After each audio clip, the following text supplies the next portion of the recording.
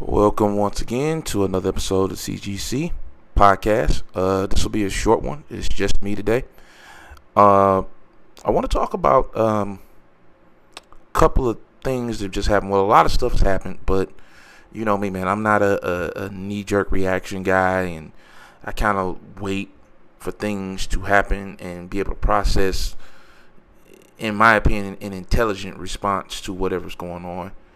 Because I know that for me personally, it's never good to just go off something that you immediately see and assume that, that is the end all be all frame of that story. A lot of people do that, and you see oftentimes that they end up being proven wrong almost immediately. Because a lot of it is fishing, right? Big companies, corporations, your Microsoft, your Sony's, any big company, not just in video games, but in just about anything, movies, music, whatever, will throw out stories on purpose to get public reaction. At least I think. I don't know for sure. And, depending on what their reaction is, if it's too negative, they'll come out and say, oh, no, we never planned on doing that, which in actuality they did. They were just trying it, effing around and finding out, type of stuff. But at any rate, I think today I want to focus on two particular things. Um, the Concord beta is out, and you'll be seeing gameplay of my first three matches in Concord throughout the course of this video.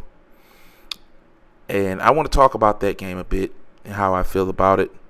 I've already spoken on it earlier when it first debuted, and I'm kind of going to expand on that. And then I also want to talk about the Game Pass price change. It's going up to $20 for Ultimate to have the first party games and stuff like that. I believe the tier that's going to remain at the current price won't have first party games or something like that. And obviously, whenever Microsoft does something, it's Grift City. It's time to grift on both sides. And I got an opinion about it, and again, I'm not trying to. I don't want to be one of those guys who's, just do what I say, or you should feel the way I feel about it. I'm going to tell you my honest to God opinion about it. As you guys, to preface that, you guys know I am a Game Pass advocate. As a person who has spent a lot of money, mind you, I've never put myself out as far as being able to pay my bills or take care of things that actually matter, because this is entertainment at the end of the day. This is fun. This is not essential. This is extra. If you're not paying your bills or taking care of your kids' son for anything, gambling, gaming, whatever, you need to get help. Life lessons and morals aside, I've always been and I guess we'll go right into the Game Pass thing, and then we'll touch on Concord in a minute. I've always been a proponent of something like Game Pass. Now, admittedly, people who don't like Game Pass, well, there's certain kinds of people who don't like Game Pass, and I think we all know that, right? There's people who don't like Game Pass because it's a Microsoft thing, which is really, really stupid. As a consumer, as someone who doesn't have anything personal on the line as far as what these companies do, to get mad at a company for essentially existing and having a service that exists is ridiculous. And you hear the atypical excuses, and if you pay enough attention, I'm sorry, because you've seen a lot of BS, but if you pay enough attention, you've seen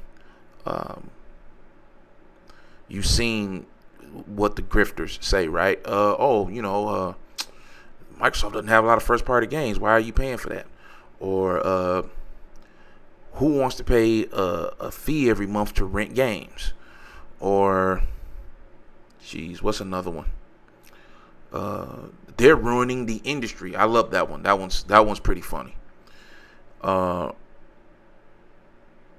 before we really get into this price hike thing, if you want to call $2 a hike, I want to touch on some of that stuff. So to be fair, Microsoft has not had, even with all their acquisitions, the best cadence of release, or not necessarily even the best cadence. They haven't had the most consistent cadence of release. Like, for some strange reason, up to this point, which is Saturday, July 13th, 1:47 a.m. Eastern time when I'm recording this, they've only released one first-party game this year, which was Hellblade, and that game at best is very, very subjective as far as how people feel about it. The little bit I played it, I think I've only finished the first chapter. It is a very cinematic experience. The graphic fidelity on the game is absolutely amazing. Like, I've never seen anything that looks like that. I think the only game that I may have access to that probably looks anywhere near that good is maybe Horizon Forbidden West. But, like, that game looks incredible. But even in how it plays, it is a very experience level game, as in it's a game, yes, but it's more so something you say, ooh, look at the cool thing my Xbox can do. More so than, oh yeah, this is like the game to sell your Xbox on. No, it's more of a set piece, a display of what next gen power truly is. Because for all intents and purposes, even in the case of Horizon Forbidden West, you're talking about a game that you actually can play on the PS4.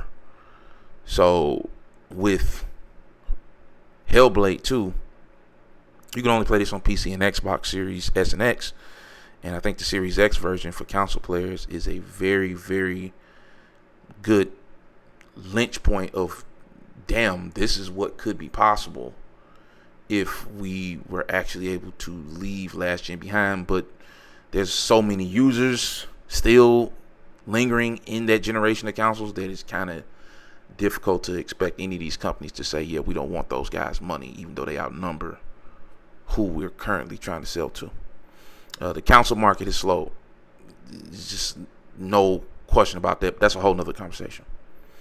Game Pass release cadence is not consistent. I wouldn't say it's bad, but it's certainly not consistent,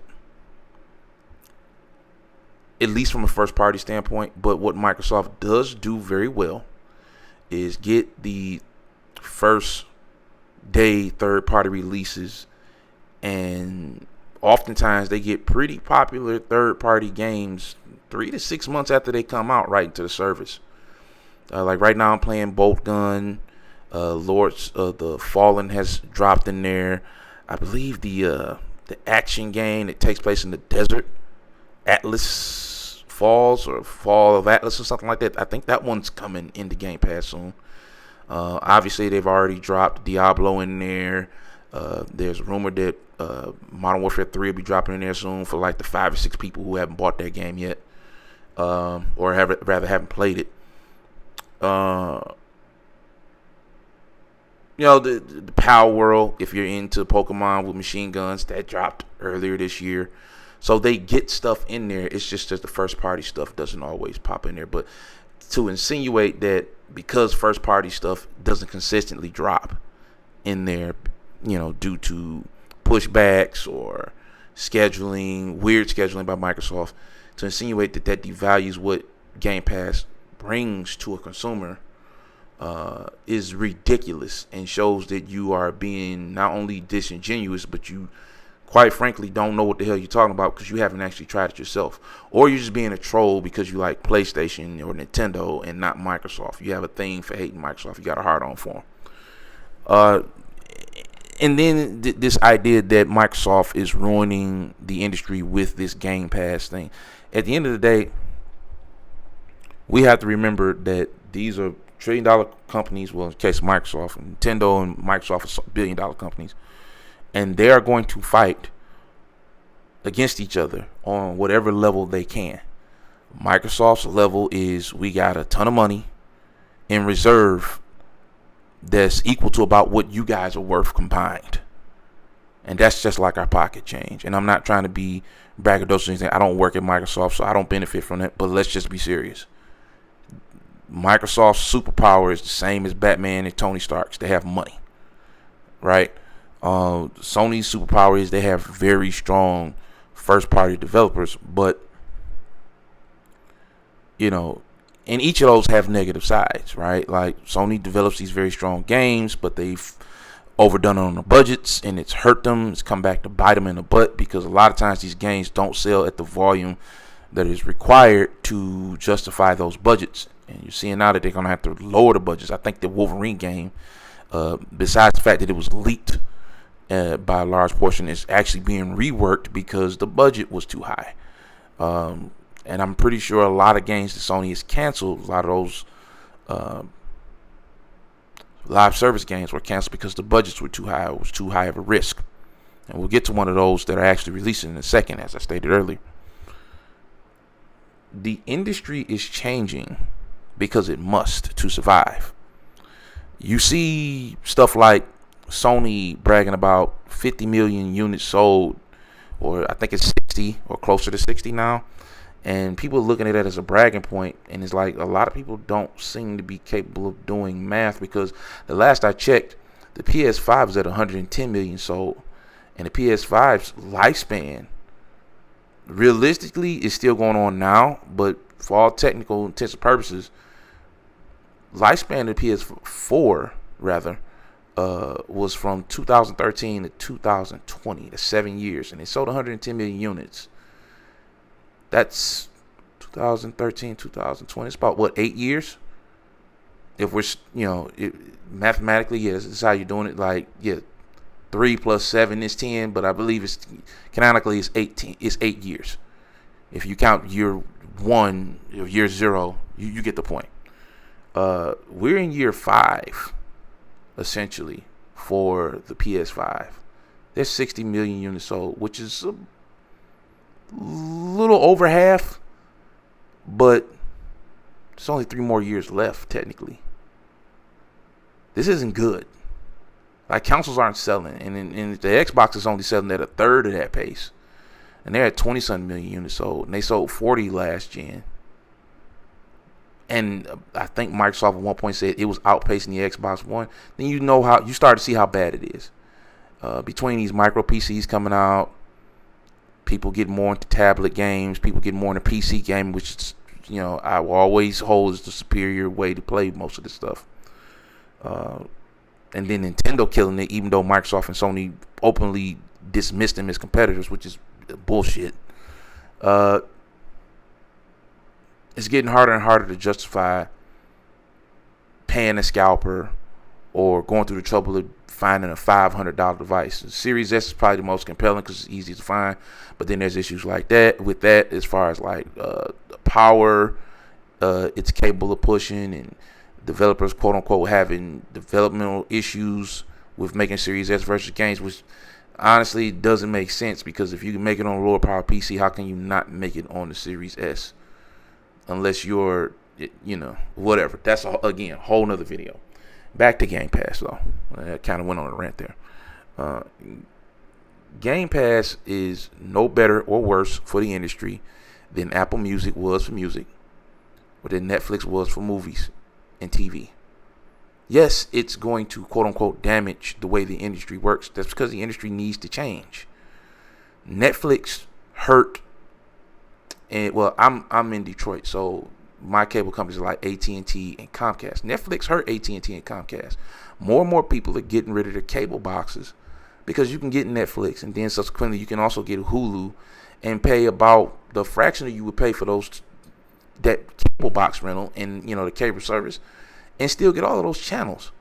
And then don't even get me started if you have a smart TV. You got Pluto and Freevee and Tubi. You don't need to pay them anymore. And that's kind of the point, right? Like, what was it? God, what year was that? Where they pretty much cut off the old TV signals? Because I'm old, right? 44 years old.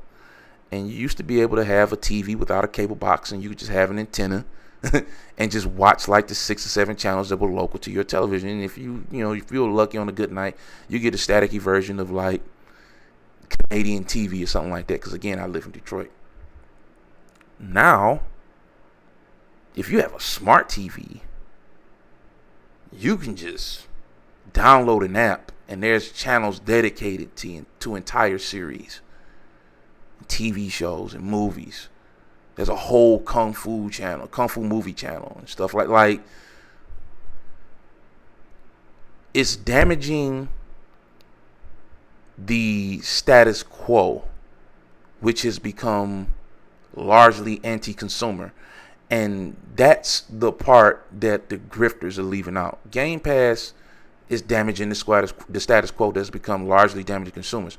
It is not fair to expect someone to spend $70 on a piece of entertainment that they may not like.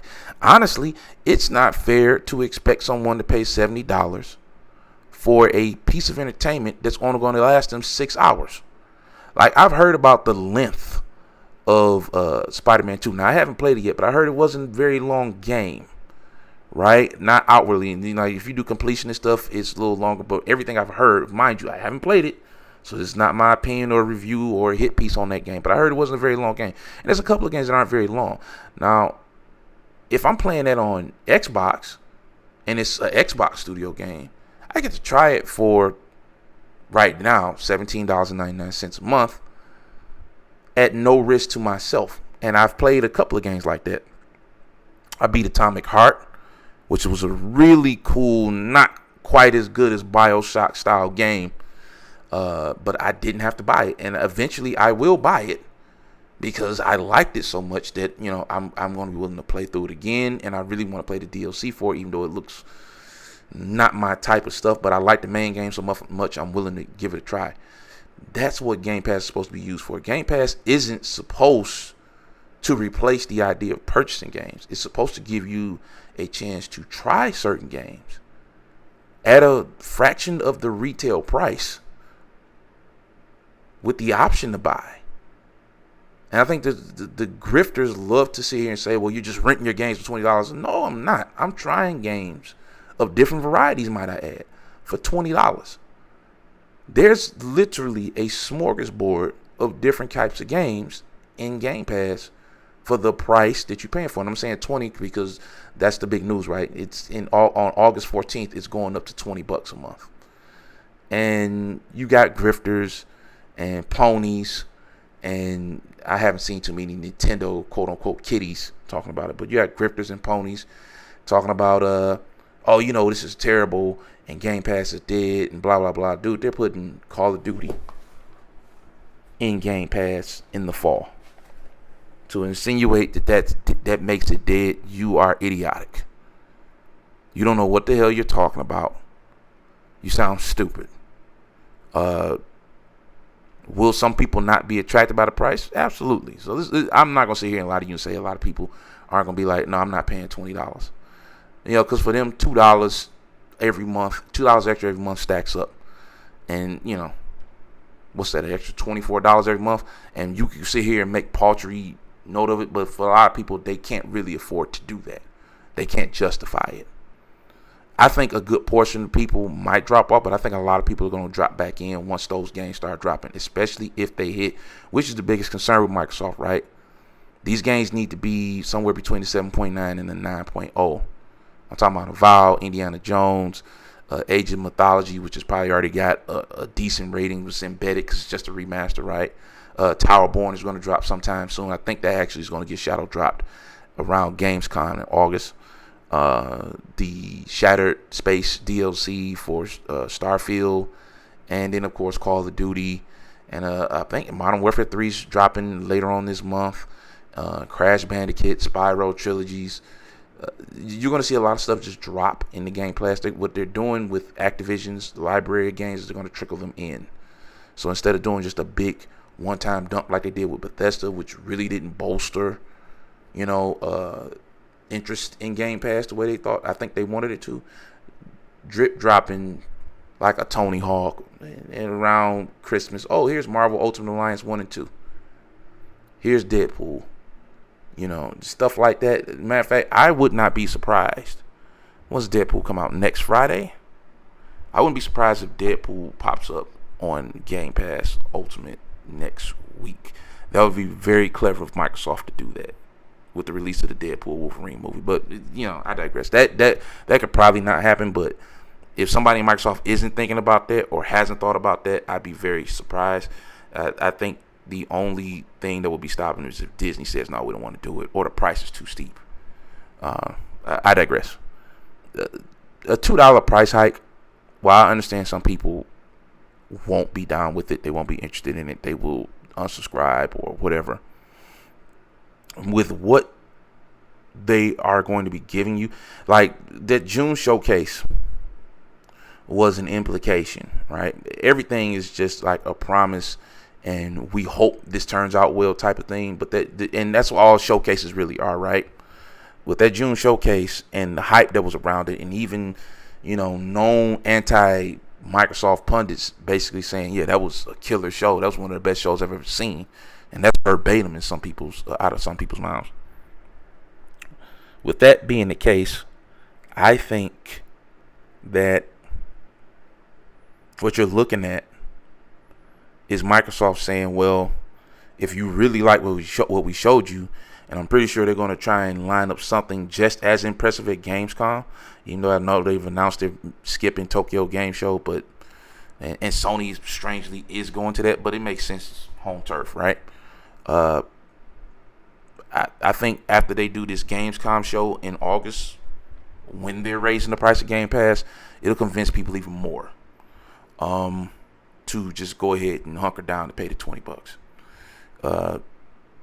Look, at the end of the day, between getting the quote-unquote biggest game on a year-in, year-out basis right into this service, and God knows whatever else is coming sometime very soon, I don't think it's a question of whether it's worth it or not. The only question I would sit here and actually entertain is, how consistent they're going to be. Because as we've already stated, this year they've only put out one first-party game. But between the third-party deals they've made, I think next week they're debuting 3 games in Game Pass. Like, those games launch in the Game Pass. Dungeons of Hinterberg.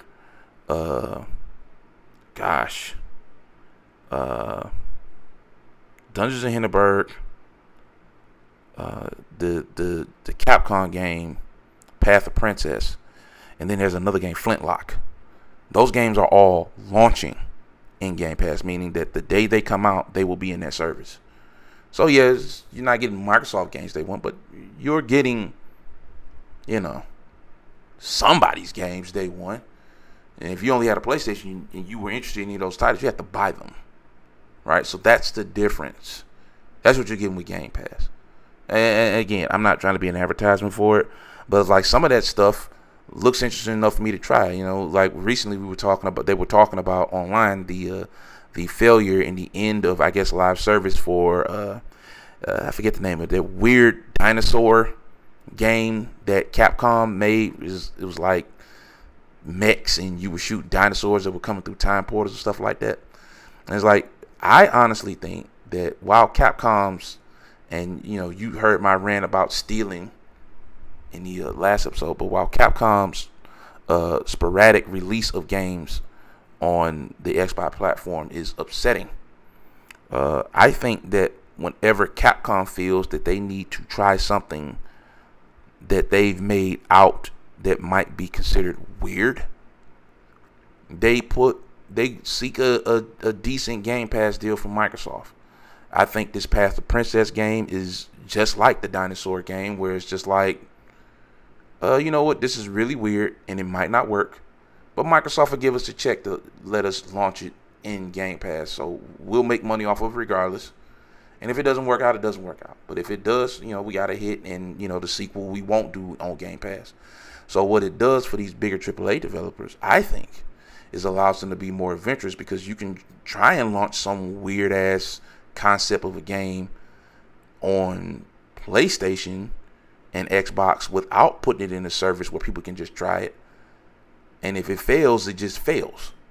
And you have the usual suspects saying, "Oh, well, I gotta learn the name of this stupid game." But the weird dinosaur game Capcom put out failed because Microsoft launched it in Game Pass and nobody bought it. Well, nobody bought it on PC. Nobody bought it on PlayStation, apparently. Like, nobody bought it anywhere because instead of giving people Dino Crisis, they made that.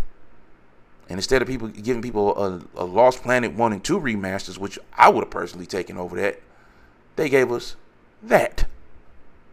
That's why that game failed. No one asked for that shit.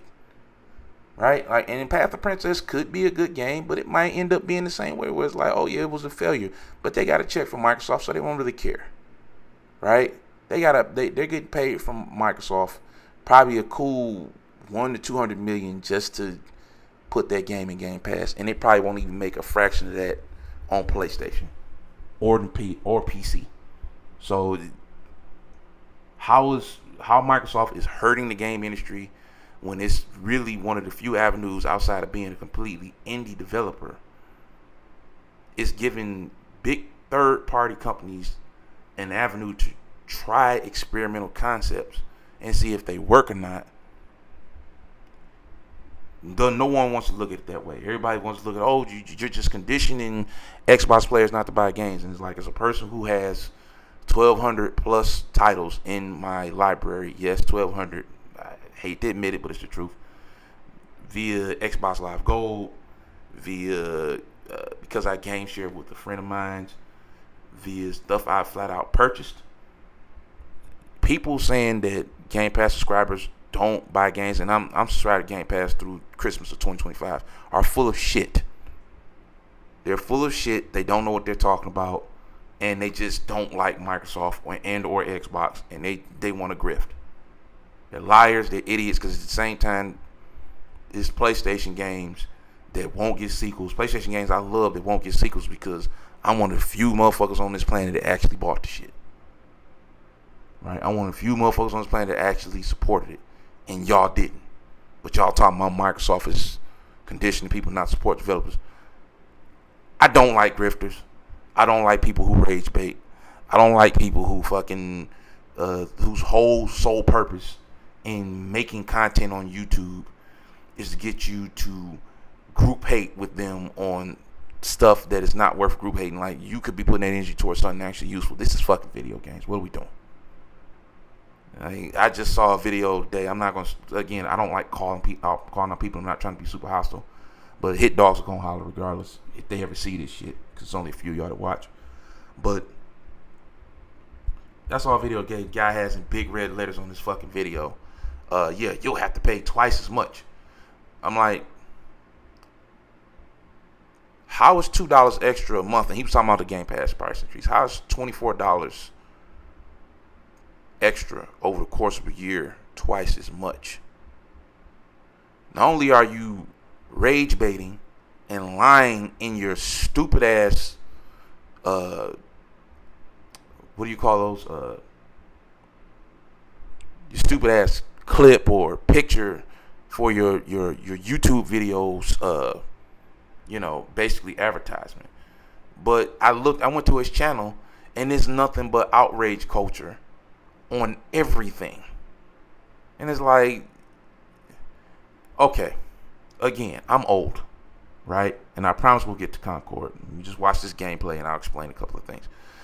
But I'm older, and I, as a person who's been a seller of products at some points and then a consumer of products at some points, I understand that neither side is easy, and you have to be careful with both when you're on both sides of that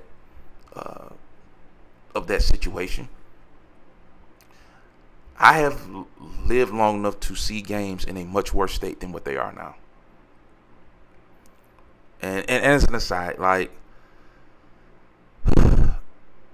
you guys have to be some of, and this is maybe a call back to something Dave Chappelle said about being the worst audience ever to entertain. You guys are the worst fucking consumers ever. Not because you complain. There's nothing wrong with complaining. But like, I went in this fucking guy's video, right? And it's like line after line of fucking idiots. Oh, I'm going to unsubscribe now. Okay, who gives a shit? Go unsubscribe. We don't care what you do with your money. Nobody in their right mind cares what you do with your money. You guys get some, but it's some of you motherfuckers who get a weird dopamine off that. You guys are the worst consumers ever. You guys complain about shit and then get mad when the complaining leads you to a new path. They're billion and trillion dollar companies. They're not out to do right by you. They just want your money. If you understand that and you maneuver around knowing that that information is always going to be true, like 99.9% of the time, you don't have anything to bitch about. Because you want to bitch, you end up bitching and whining yourselves into corners. Case in point, that X-Defiant game. I saw a video today where a guy, and he's got his gameplay up, he's fucking moving around, killing people. I'm dog shit at X-Defiant, right? Like, I'm like a 0.6 KD. I cannot fucking deal with these young. Because again, I'm fucking 44 years old. My reflexes ain't what they used to be. Even if they were anything like that, I don't think I'd be able to pull off some of the shit these guys are doing. Just not as dexterous as I used to be. But these fucking guys, and it's like, we talking about famous Call of Duty YouTubers. We're bitching about, oh man, skill-based matchmaking fucking sucks. And yeah, X-Defiant's going to change the game and blah, blah, blah. And now this guy, who's one of the first honest dudes who was bitching about the skill-based matchmaking, right? Makes an X-Defiant video about 2 days ago. And he's basically like, yeah, the lobbies are full of nothing but sweats now on that game. Really? I wonder why. Maybe because something like skill-based matchmaking is fucking necessary. Since Call of Duty introduced skill-based matchmaking, and I will shout out Marksman, who's a YouTuber who admittedly says he does not like skill-based matchmaking, but he understands why it exists. It's not for people like him because he's very good. Like, he's very fucking good at the game. Excellent aim. But it's for people who, at large, are the main audience of a game like Call of Duty. It's the person that's the average to below average player. A person who just gets off work in the afternoon, they want to get on the game, get a couple of kills, shoot some motherfuckers, then cut the game off. It's not for the motherfuckers who sit in front of their fucking computer screen or their monitor or their TV all day. I know I said computer screen and monitor like they're not the same fucking thing. But monitor the computer or the TV all day and play the games for like 12 hours. It's not for them motherfuckers, right? Those guys rather, are not the ones who generate the most revenue for the goddamn game. It's the average person who does not have time to do that shit. And I think where X-Defiant has messed up is that, yeah, it doesn't have skill-based matchmaking. But the problem is now, and I'm going to get this gentleman's name. I'm probably going to try and link the video somewhere around this conversation. But the problem this gentleman pointed out was like, man, yeah, the lobbies are full of sweats and 5 stacks, which means, people who go into games with their friends, in a 5-person group, and you can't beat these motherfuckers because if you're solo queuing or you don't have a 5 of your own that you can trust, you're basically playing against a bunch of sweats. There's no, like, all of the casuals have left the game. And why wouldn't the casuals leave the game? Well, people don't like, and you hear these Call of Duty guys who swear them down they hate Call of Duty, but you can tell that the X-Defiant content ain't pulling in the ratings they want to pull in because, lo and behold, you look on their channel for a minute, it was like, yeah, X-Defiant is great. X-Defiant is great. This is what their videos are basically saying, right? Their titles. And now it's like, oh yeah, info on Call of Duty. Or some of them are still rage baiting Call of Duty. Oh, the new Call of Duty is going to suck. And blah, blah, blah. Because they have to revert back to that. Because the fucking writing's on the wall. Yeah, X-Defiant is cool. But if it's too fucking hard for the person who gets off of work or has to stop dealing with their kids or whatever and just has time to play a few fucking games, if that person has to deal with you motherfuckers bunny hopping around corners, they're not going to play it.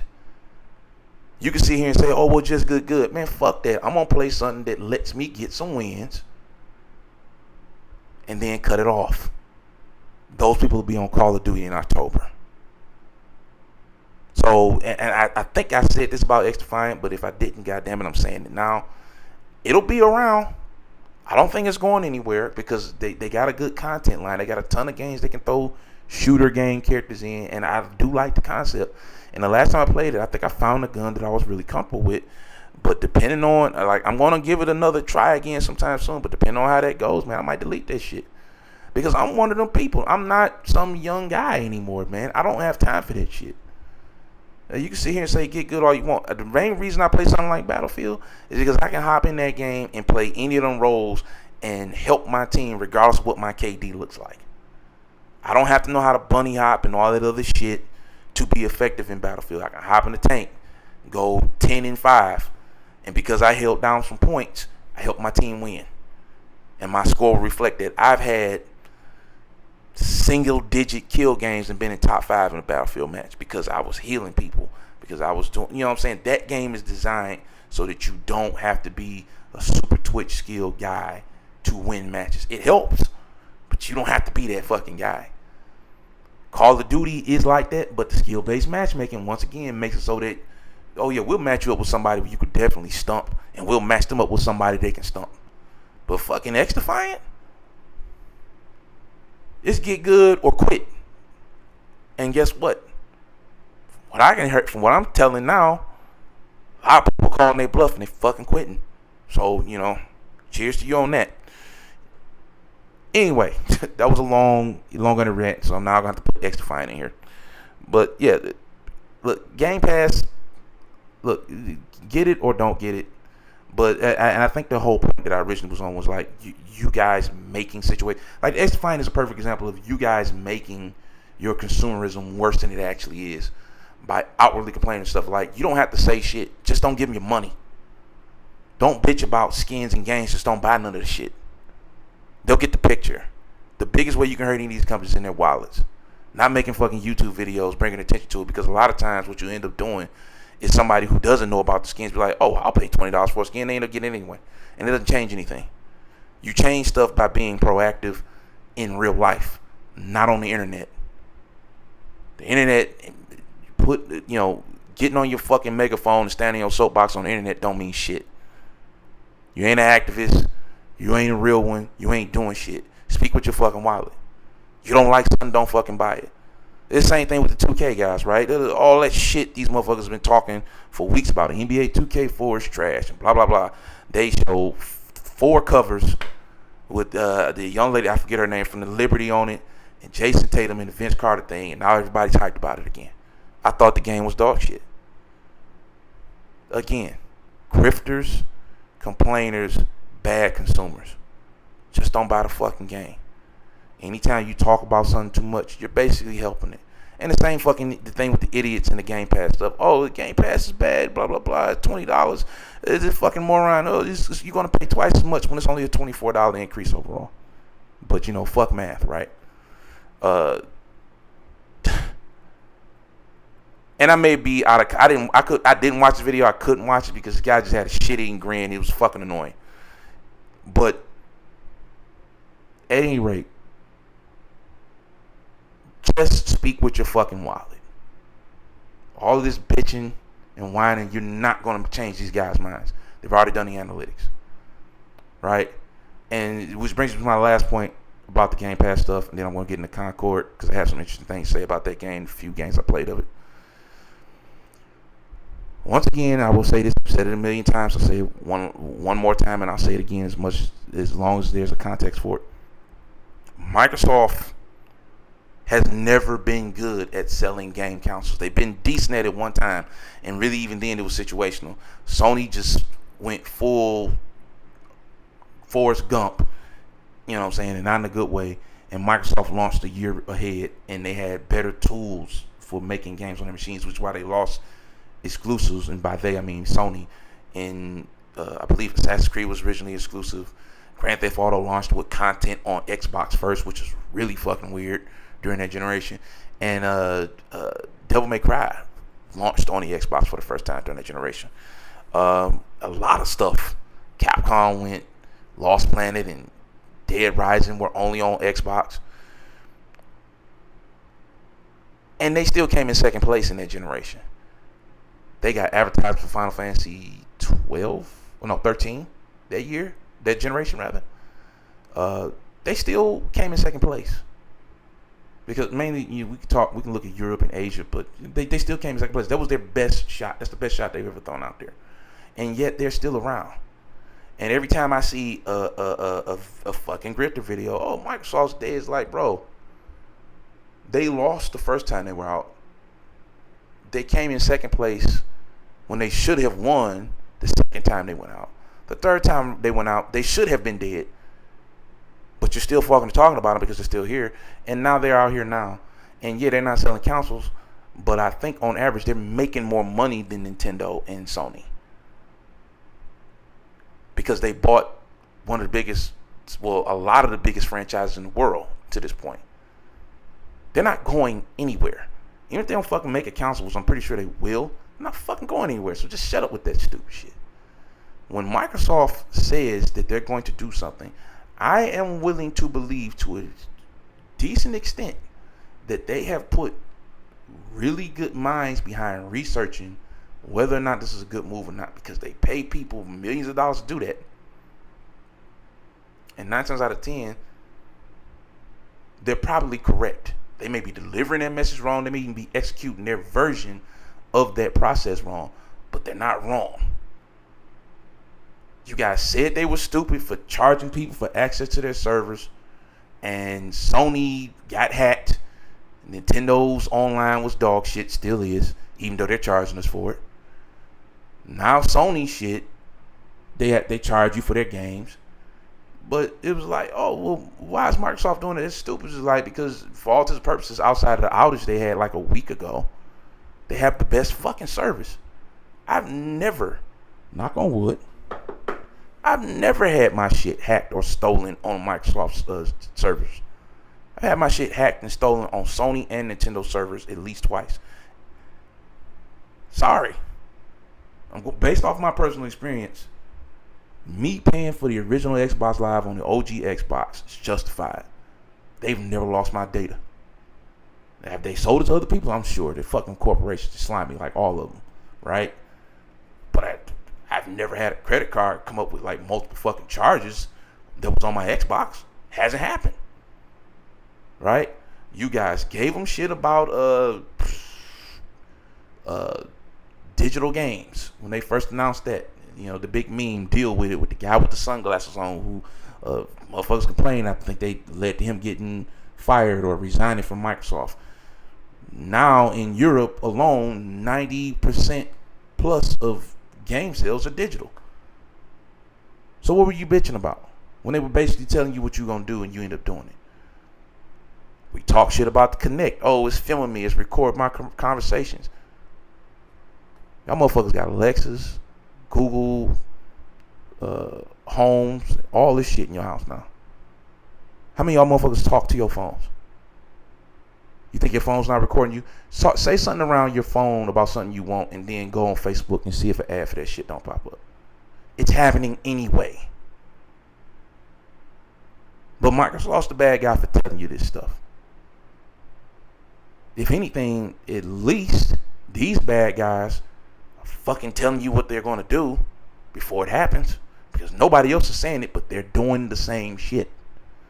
And there's you got all these ponies laughing at Microsoft right now for putting up $2. When and if Sony has the balls to put all of their first party games day and date on PlayStation Plus, and they go up $5 in order for you to get that, I want to see how they smile then. Because I've told you guys before, don't ever take any good or bad news from any of these sides and say, oh yeah, that's it, and laugh about it. Because I guarantee you, now these companies are not only in competition with each other, but they will copycat each other. Microsoft announced that they were putting Game Pass Ultimate Cloud services on Amazon, and not a week later, Sony said, oh yeah, we probably going to end up doing something like that too. But Microsoft's the reason consoles is disappearing. Sony knows that Microsoft's right, but no one wants to admit that shit. Nintendo's the only ones that's being stalwart about it, and we'll see how long that shit lasts. Because yes, the Switch 2 I think will be successful, but the Switch 2 is also going to have to go against probably the Steam Deck 2, the Asus ROG Ally 2, not this update that's coming out later this year, and God knows whoever else decides to bring out a micro PC. And if that system's not powerful enough and people can steal the games, why the fuck would you buy a Switch 2? I'm just saying there's a danger of that happening. I lived through the Dreamcast shit. Trust me, I know. It didn't matter how good it was if you could steal the fucking games. Doesn't matter. The Switch 1 was hacked in like a month? So, what are we talking about? Anyway, off of that. And maybe I'll definitely put some timestamps in so that people can skip past my rant about that stuff. Let's talk about Concord, because this game is interesting, right? Just writing in my notes here. So, Concord is Sony's first-party hero shooter. And they just launched a beta yesterday on Friday, July 12th. It's an interesting game. I always said I thought Concord looked good. I didn't understand what the outrage about it was. But I've also always said and maintained that Concord's biggest problem is that it's launching in a year where, while it might be good, it probably won't have good enough gameplay or good enough content to survive against what it's going to go against. And after playing 3 matches of it, and you'll be seeing those, you've been seeing these 3 matches for 40 something minutes now, and probably another 20 something minutes as I talk about this game, maybe 10. Here's the problem with this game. It plays great, right? I love the abilities. The 3 characters play with it. I believe sequentially I play with the guy with the dual pistols who kind of looks like a fish man. And then, I played with the mushroom guy with the grenade launcher type thing first. Pretty cool abilities. You can kind of like set a teleport point and then go back to it. Then I played with the guy with the dual pistols who looks like a fish man. Pretty cool abilities. He kind of has a dodge that's also a reload. I thought that was pretty cool how they integrate that. And then I played with the basic soldier guy type. Basically like, what's his name? Is it Soldier 27 or 47 on Overwatch? Basically the default first-person shooter guy. You know, usually a white guy with a machine gun and some grenades. Same old shit. But, you know, for people who just jumping off of Call of Duty into this game, this is your guy, right?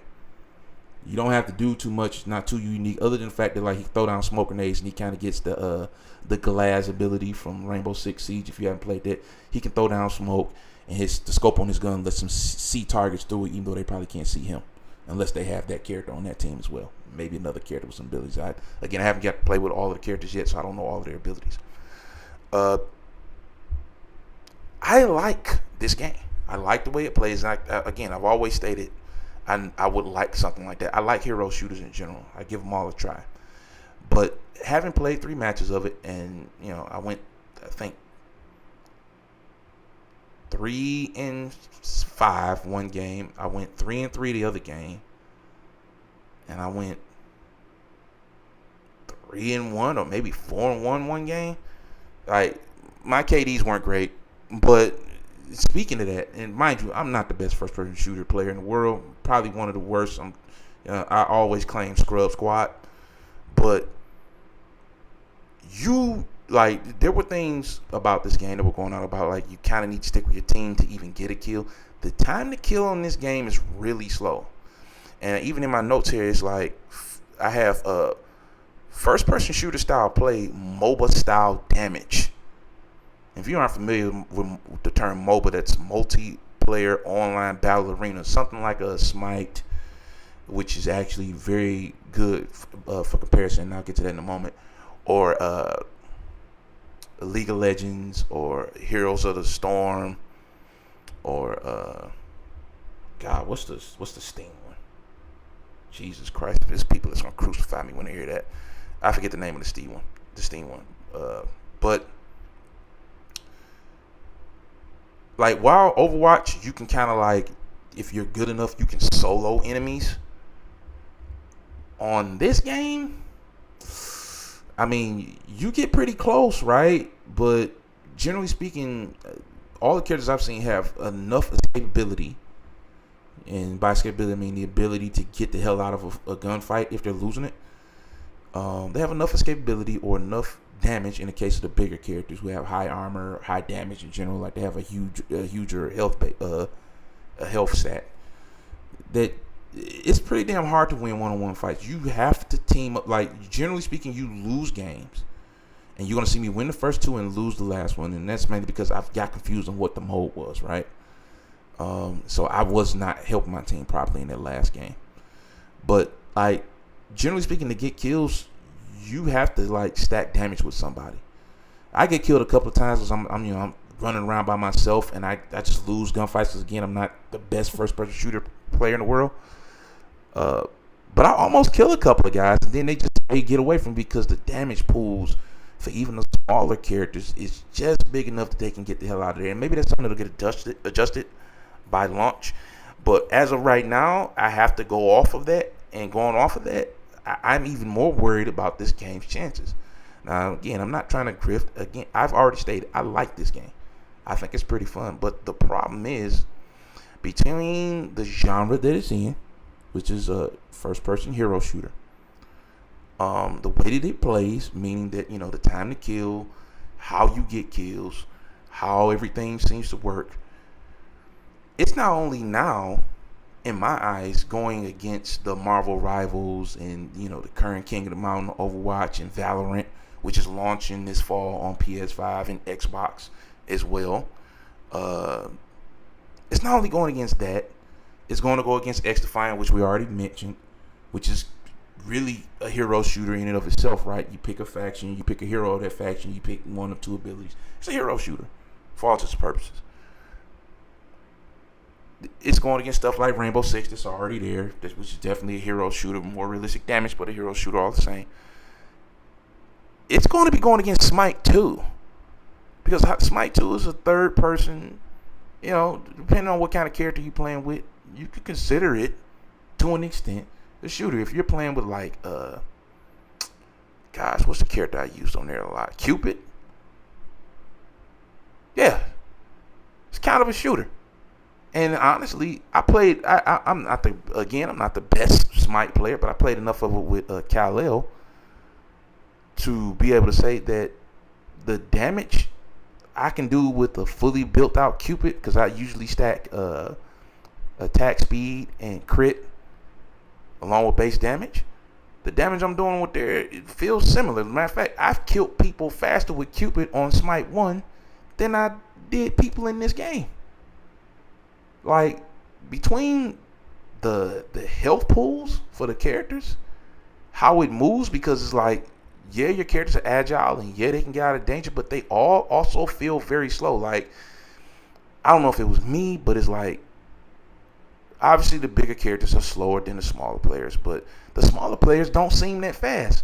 And it's kind of scary because, and the audio obviously won't be playing because I'm trying to talk, and I don't want to have you deal with listen to the audio of the game and listen to me talk. I'll probably upload a version of the video without my audio, just so you can get a feel for what I'm talking about. But like, you can hear, like, the audio on the game is really good. You can hear your enemy's footsteps coming behind you, and not only does it alert you, but it's also scary as hell. If you look at your health, and you'll notice a couple of times I do that, like, I'm looking at my health, I'm like, oh shit, somebody's behind me, because I can hear their footsteps very pronounced. And it's regardless of the character size, you can hear people running up behind you. Man, it's cool from a experience aspect, but it's also like dreadful from a gameplay aspect, because it's like all these characters move slow as dog shit. Like, and I'm talking about, the last guy, I had a character who literally has a fucking roll button. I can like dodge, roll. And it's like, I'm dreading somebody being behind me, because I know I'm like 2 shots from dying, because I just helped my team in a firefight, or I just flanked. And I took some damage while doing the flank action. And these characters move slow as hell. There's a couple of characters that can fly, and they probably have an easier time getting out of danger, but it's just like, the game's really slow. The damage pools are really high, even for the weaker characters. Because there's a character you'll see me go against. I guess she's like a cat lady. She can throw out clones. I like put a damn near whole clip in her. She doesn't die. Again, mind you, shitty aim, not that great of a first person shooter player, but like, dude, it's ridiculous. You have to team up to get kills, unless you're really, really good. And even then, I think a lot of characters were getting kills just because they were standing next to people who were doing damage while they were shooting at them too. And it just happened to be, oh, I got the last shot, I get the kill. You know? And I'm concerned about this game's ability to survive in what's going to be a hero shooter jungle by the end of this year. And it's a really cool game. Like, I skipped the cinematics. Gonna go back and watch them again. Story seems pretty cool from what I did see online. And that's great, right? Overwatch has a great story too. A lot of these games usually have good stories, but like Sony really seem to be putting their foot in the production of this game's storyline. But like, dude, Marvel Rivals looks so good. Marvel Rivals. So here's the problem with Concord's gameplay. And again, I like the way it plays, but like, again, the damage pools. You don't feel powerful as a hero in this game. I think, and I didn't even write that down in my notes. That's the biggest problem this game is going to have. People are going to play Marvel Rivals, and even like I heard Spider-Man was difficult to use, but like somebody's going to get that fucking guy down, right? And they're going to be swinging around these maps as Spider-Man and kicking ass. I heard Hulk wasn't that good either, but people are going to get him down and be good at him. I genuinely am concerned that players will play this game and not immediately, somebody's going to get good enough, right? But not immediately feel powerful enough playing as any of these characters and drop it. Because like I said, even on Smite, you can build a character and feel powerful by like halfway, 3/4 of the game if you're terrible like me, right? I've seen players that are really good, like 2/4 of the game, really slightly after the first quarter of it, they built their character to the point where they're smashing everybody on the game.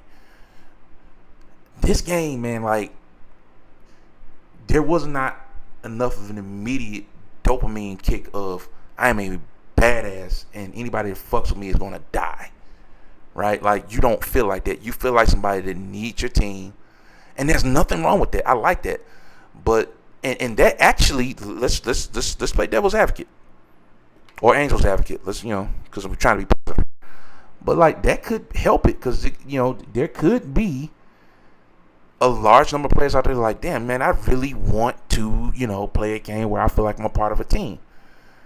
But like, realistically speaking, I don't think there's too many people like that, which is the exact reason why traditional battlefields don't sell as well as Call of Duty's. Because Call of Duty's, yeah, you can solo queue and you'll be on the team with a bunch of motherfuckers, but if you kill enough people, you can call in a tank and an airplane and a helicopter to do all the work for you, and with 40 kills. Battlefield, if you don't know how to do that stuff yourself and you don't coordinate with your team, even in 2042 where they try to kind of make it a little bit more selfish, especially with the movement mechanics, you kind of still don't end up being successful, and you might look like a badass, but you lose unless you use your teammates properly. If there's planes and helicopters in there smashing your team, somebody's got to switch to a rocket launcher. If nobody does and everybody plays infantry, you're going to lose. Some maps is like, if you don't have air support or anti-air, you're going to lose. And Concord's one of those games where it's just like, again, I'm pretty sure there's elite level players that will play that game long enough to get so good that they can pick any character just about in the game and solo queue and get 10, 15 kills on average. But I also think that not enough people are ever going to reach that point, and that's going to hurt that game in the long run. Again, it's going against the stacked field of already existing and coming in right behind it level games. Like, I think Marvel Rivals has one or two outcomes. It's either going to be really good and smash everything, even Overwatch will have to be, wiping some sweat off his brow, or it's going to be really bad and it'll crash out quick. But I'm like 90% on the former and 10% on the latter, and even 10% is being generous, because it's a Marvel game. And it's launching on everything, which is, I know some PlayStation guys might be listening to Roll Nines, but like live service games that don't launch on every platform they can, like look at Helldivers now, right? Like I think they say Helldivers. Now, mind you, Helldivers drop off may be significantly due to a lot of dumb decisions Sony's made, but like, don't tell me that if Sony launched that game on Xbox right now, it wouldn't get a population boost.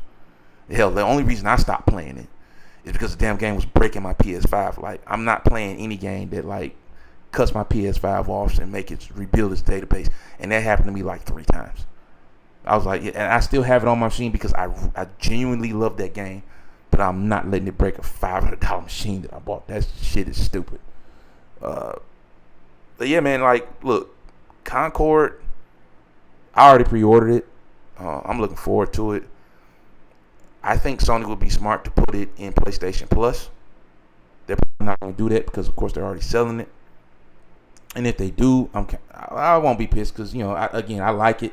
I like what I played today or yesterday, and I like enough what I saw before yesterday that I was like, yeah, that's something I want to purchase. And that's why I purchased it. But I don't know how long it lives. Like, would I be surprised? What is it launching in was it August or September this year it launches? Would I be surprised by March to June of next year they say they're no longer developing content for Concord? No, I wouldn't be surprised. I would also be pleasantly surprised, or I would be very happy if they did give this game a few years. But if it doesn't get more than 6 to 8 months, I'm not gonna be shocked because it's launching in the worst year to launch for these kinds of games. Like, the fact that it's not free to play, the fact that it's only launching on 2 platforms and it's launching on one platform that has a plethora of choices when it comes to those being PC, where Valorant's already going to be there waiting for it. Overwatch is already also there. Then Valorant's coming to PlayStation, sometime this fall or winter. And so is Marvel Rivals, along with God knows what else. Like, it's got a rough feel ahead of it. I like it, but I don't like its chances. But I want to play it anyway because I do enjoy it. And I think it's a solid game. It just has some mechanics that aren't necessarily issues, but I don't think are going to vibe with a lot of people. And yeah, that's it. For now, that's it. I've only played 3 games. I enjoyed what I played. I'm going to play more. Not cancel my pre-order. Game feels great. Game feels fun. But I don't seriously know how well this game is going to do or what its chances are because of how it plays and how the damage is. Like, again, if the damage stays like this and the TTK stays like this, it's going to be comparable to Smite. And Smite has a huge embedded fan base. And Smite 2 is coming out this fall. Marvel Rivals is coming out this fall. Destiny 2 multiplayer is in shambles, but what if Bungie improves that? Right? Like, Overwatch, we don't really know what kind of switch Overwatch might flip. Like, I think right now they got Transformer skins for like 4 or 5 characters, which is pretty fucking awesome. But we don't know what kind of switch they'll flip. They might go back to 6v6, which I know a lot of people are like scrambling for. They might pull anything just, to pull the rug up under. Not even Concord, but like Marvel Rivals, right? This is a nasty feel this game's going in. And launching on only 2 platforms and being way more team dependent than it is, a hero shooter. Like, it's a hero shooter, but only by style and form. Execution, it is very much a team game. Right? At least from the offset, again, I'm pretty sure higher level players will figure something out, but right now it is a team-based game. You can run around by yourself if you want to. Good luck with that shit. So, I don't know, man. I'm digging it, but I don't know if the masses will. And then Call of Duty comes out this year, and I don't give a fuck what genre you're in. If Call of Duty comes out and it hits the way I think it'll hit this fall,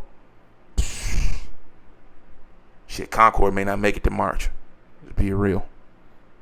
At any rate, that's my 2 cents on everything, man. I know I kind of strayed off topics and it's kind of long-winded, but it is a podcast, so an hour and some change ain't bad, right? Yeah, man. Like, subscribe, comment. Tell me if you think I'm wrong. Tell me if you think I'm right. Share. You know, even if it's just say, yeah, this guy's a fucking idiot. Look what he's talking about. Whatever. It's fine. YouTube ain't a real place, so I don't take any of this stuff that serious.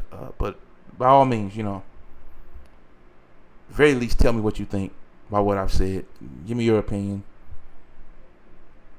And God bless, man. Enjoy your video games. Fuck the grifters. See you next episode. Peace, guys.